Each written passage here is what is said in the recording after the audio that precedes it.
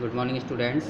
आज मैं आपको चैप्टर 8 आधारभूत ज्यामितीय संकल्पनाएं समझाने जा रहा हूं। सबसे पहले एक्सरसाइज 8.1 लेते हैं। यहीं से आपका ज्योमेट्री का सिलेबस स्टार्ट होता है। क्वेश्चन नंबर 1, निम्न उदाहरणों में बिंदु, रेखाखंड, किरण, प्रतिच्छेदी या समांतर रेखाओं की पहचान कीजिए। तो हमें इनमें इन सब चीज़ों की पहचान करनी है। तो सबसे पहले मैं आपको बता दूं बिंदु, रेखाखंड वगैरह क्या होते हैं। ये पेंसिल से बनाया गया सूक्ष्मतम ये जो होता है चिन्ह, ये बिंदु होता है। रेखाखंड रेखा का एक भाग होता है जिसकी लंबाई निश्चित होती है, हम इसे पैमाने द्वारा नाप सकते हैं। किरण ये एक बिंदु से खींची गई एक ऐसी रेखा होती है, मतलब एक रेखा का ऐसा भाग होता है कि यह एक ही सिरे पर बढ़ती जाती है, एक ही सिरे पर इसकी लंबाई अनिश्चित होती है और यहाँ इसका ये अंत बिंदु होता है। नेक्स्ट, प्रतिच्छेदी रेखाएं। प्रतिच्छेदी रेखाएं वे रेखाएं होती हैं जो एक दूसरे को किसी बिंदु पर काटती हैं, इन्हें प्रतिच्छेदी रेखाएं कहते हैं। समांतर रेखाएं जो एक दूसरे को कभी नहीं काटती हैं और उनके बीच की दूरी हमेशा बराबर रहती है, इन्हें समांतर रेखाएं कहते हैं। जैसे कि रेल की पटरियाँ। और प्रतिच्छेदी रेखाओं का उदाहरण जैसे कि खुली हुई कैंची।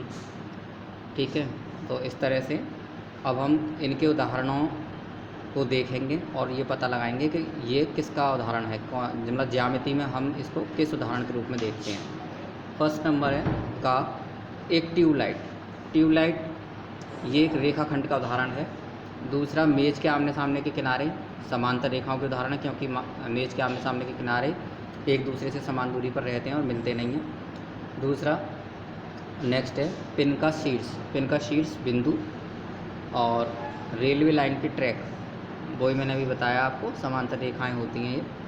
नेक्स्ट क्वेश्चन नंबर 2, दी गई आकृति में बिंदु O, R तथा P प्रारंभिक बिंदु से उत्पन्न सभी किरणों के नाम बताइए। O, R और P से, तो O से उत्पन्न होने वाली किरणें इधर भी हैं और इधर भी हैं। तो O से उत्पन्न होने वाली किरणें, एक तो O यहाँ से देखते हैं, पहले इस साइड में हमने इस साइड की ली है, पहले आपको इस साइड की बता देते हैं। OR, पहले OR हो गई, फिर OP हो गई क्योंकि ये इस दिशा में है। अब राइट साइड में OS हो गई, फिर OQ हो गई। नेक्स्ट, R से उत्पन्न किरणें RP ये रही, और किरण का साइन ऊपर लगा देते हैं इनके, ठीक है ना, ये सिंबल होता है इसका। तो RP, फिर RO, फिर RS, फिर RQ, ये सभी इस साइड इस तरफ हैं और ये सभी इस तरफ हैं, तो ये सब यहाँ लिख देंगे।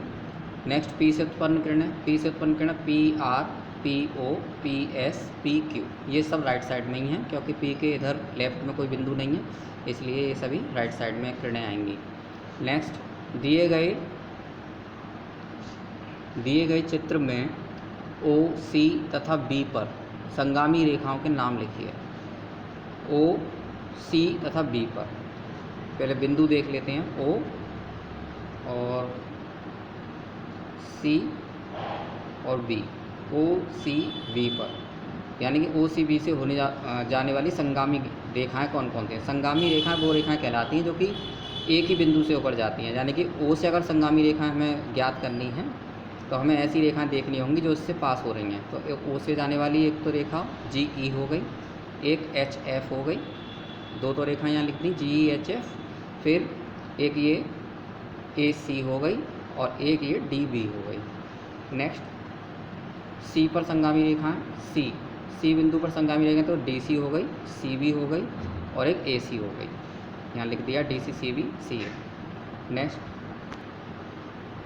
B पर संगामी रेखाएं BC, BA और दूसरा BD, ठीक है ना, इसको हमने नेक्स्ट पेज पे दिखाया है, अभी आपको दिखाते हैं।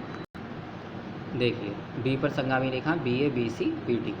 नेक्स्ट, किरण रेखा तथा रेखाखंड के अंतर को सारणीबद्ध कीजिए। अब हमें किरण रेखा और रेखाखंड तीनों में ही डिफरेंस यहाँ पर आपको बताना है। किरण का एक प्रारंभिक या अंत्य बिंदु होता है, ये यहाँ से स्टार्ट होती है, तो इसको हम स्टार्टिंग पॉइंट भी कहते हैं, या फिर इसका एंड पॉइंट भी कहते हैं। तो यहाँ पर ये इसका प्रारंभिक बिंदु है, इनिशियल पॉइंट है। यहाँ से ये किरण स्टार्ट होती है और ये आगे तक इनफाइनाइट लेंथ तक बढ़ती चली जाती है। दूसरा, इसका किरण एक ही दिशा में अनिश्चित रूप से विस्तारित होती है, एक ही दिशा में ये इधर अनिश्चित रूप से आगे बढ़ती रहती है। दूसरा नंबर रेखा। रेखा पहला नंबर, इसका पहला अंतर है, रेखा का कोई किरण मतलब रेखा का कोई प्रारंभिक या अंत बिंदु नहीं होता। रेखा का कोई प्रारंभिक अंत बिंदु नहीं होता है क्योंकि रेखा का कोई आदि अंत नहीं है। दूसरा, रेखा दोनों दिशाओं में अनिश्चित रूप से विस्तारित होती है। रेखा दोनों दिशाओं में, जैसे ए के इधर, ए बिंदु के इधर भी ये अनिश्चित रूप से बढ़ती चली जाती है और बी के भी इधर ये अनिश्चित रूप से बढ़ती चली जाती है। इस पर अगर दो बिंदु ले लिए जाएँ तो ये इस ए बी रेखा का नाम कहलाएगा। नेक्स्ट, रेखाखंड। रेखाखंड के दो अंत्य बिंदु होते हैं, यानी कि रेखाखंड के दो एंड पॉइंट्स होते हैं। अंत्य बिंदु माने एंड पॉइंट्स। और रेखाखंड की लंबाई निश्चित होती है। इसकी लंबाई निश्चित होती है क्योंकि इसमें तीरों की दिशा नहीं है और ये अनिश्चित लंबाई की नहीं होती है, ठीक है ना, क्योंकि ये रेखाखंड है और इसकी लंबाई को हम नाप सकते हैं और ये रेखा का ही एक भाग होता है, इसलिए इसकी लंबाई को मापा जा सकता है। तो इसी के साथ ये एक्सरसाइज फिनिश होती है। Thank you very much.